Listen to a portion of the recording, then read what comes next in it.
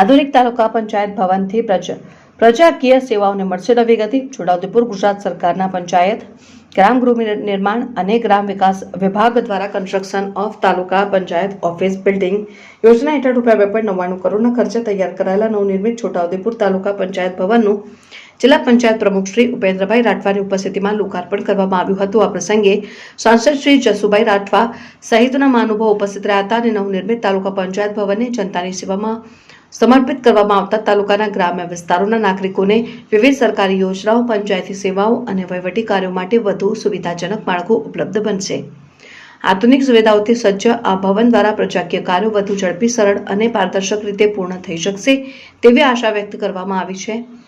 પ્રસંગે જિલ્લા પંચાયત પ્રમુખ શ્રી ઉપેન્દ્રભાઈ રાઠવાએ જણાવ્યું હતું કે રાજ્ય સરકાર વહીવટી પ્રક્રિયાઓને વધુ સરળ, ઝડપી અને નાગરિક કેન્દ્રી બનાવવા માટે સતત પ્રયત્નશીલ છે. ₹2.99 કરોડના ખર્ચે તૈયાર કરાયેલું નવું તાલુકા પંચાયત ભવન આધુનિક સુવિધાઓથી સજ્જ છે, જેના કારણે તાલુકાના નાગરિકોને વિવિધ સરકારી સેવાઓ માટે વધુ સારી સુવિધા બનશે.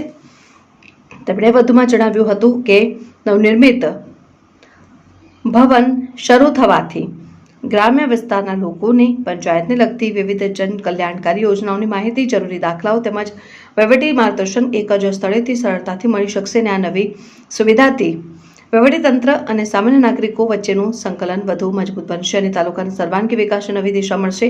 આ પ્રસંગે સાંસદ શ્રી જસુભાઈ રાઠવા તથા પૂર્વ રેલ રાજ્યમંત્રી નારાયણભાઈ રાઠવાએ પણ પ્રાસંગિક ઉદબોધન કર્યું હતું. મહાનુભાવના હસ્તે વિવિધ સરકારી યોજનાઓના લાભાર્થીઓને સહાયનું વિતરણ પણ કરવામાં આવ્યું હતું. લોકાર્પણ સમારોહમાં ધારાસભ્ય શ્રી રાજેન્દ્રસિંહ રાઠવા, જિલ્લા પંચાયત બાંધકામ સમિતિના ચેરમેન શ્રી હેમાબેન રાઠવા, છોટાઉદેપુર તાલુકા પંચાયતના પ્રમુખ શ્રી રમેશભાઈ રાઠવા, નાયબ જિલ્લા વિકાસ અધિકારી સેજલ સંકાડા, અગ્રણી ઉમેશભાઈ રાઠવા સહિત તાલુકા વહીવટીતંત્રના અધિકારીઓ અને કર્મચારીઓ ઉપસ્થિત રહ્યા હતા.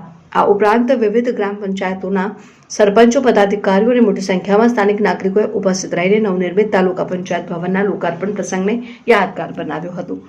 રિપોર્ટર રાકેશ તડવી, નસવાડી, છોટાઉદેપુર તાલુકા પંચાયત ભવનના નવા મકાનનું લોકાર્પણ આજરોજ સાંસદ શ્રી જસુભાઈ રાઠવાના વરદ હસ્તે અને ધારાસભ્ય શ્રી રાજેન્દ્રસિંહ રાઠવાજીની વિશેષ ઉપસ્થિતિમાં પૂર્વ સાંસદ નારાયણભાઈ અને સાથી મિત્રોની ઉપસ્થિતિમાં કરવામાં આવ્યું. 299 લાખના ખર્ચે આ ભવન નિર્માણ થયું છે અને ખૂબ જ ટૂંકા ગાળામાં 14 મહિનાના ગાળામાં તૈયાર થઈ અને લોકોના ઉપયોગ માટે ખુલ્લું મૂકવામાં આવ્યું છે.